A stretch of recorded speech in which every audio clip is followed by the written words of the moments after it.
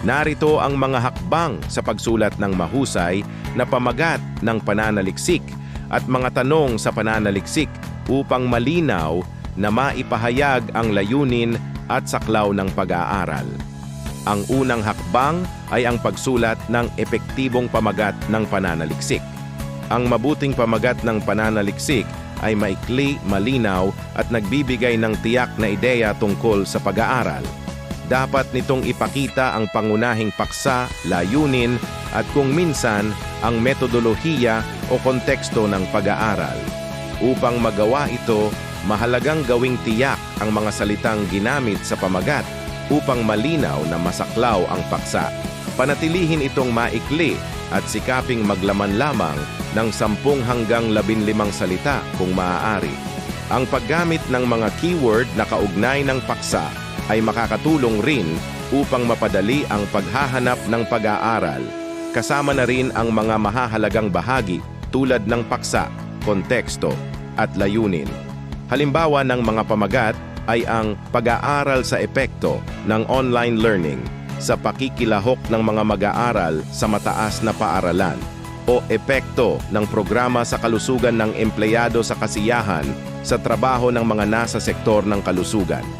Sa susunod na hakbang, ang pagbuo ng mga tanong sa pananaliksik ay isang mahalagang proseso dahil ang mga ito ang magsisilbing gabay sa kabuuan ng pag-aaral. Ang mga tanong ay dapat na naaayon sa layunin at metodolohiya ng pag-aaral at kinakailangang malinaw, tiyak at kayang sagutin sa kasalukuyang resources. Dapat ding sumasalamin ang mga tanong sa nais malaman ng mananaliksik at tiyakin ang kahalagahan ng bawat isa. Iwasan ang mga tanong na masyadong malawak o hindi kayang masagot. Maaari ring gamitin ang mga tanong na nagsisimula sa ano, paano o bakit upang mas madaling maunawaan ang ugnayan, sanhi o epekto ng mga variable. Ang mga tanong sa pananaliksik ay maaaring deskriptibo, paghahambing, nagtatasa ng ugnayan o eksploratoryo depende sa layunin ng pag-aaral.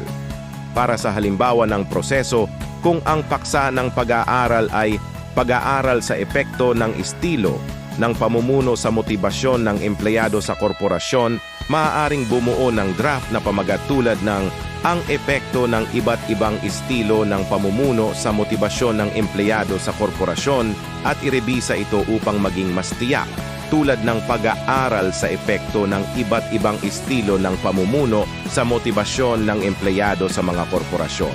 Maaaring tanungin kung anong mga estilo ng pamumuno ang karaniwang ginagamit sa mga korporasyon. Paano naaapektuhan ng iba't ibang estilo ng pamumuno ang antas ng motibasyon ng mga empleyado at ano ang ugnayan ng transformational leadership sa kasiyahan sa trabaho.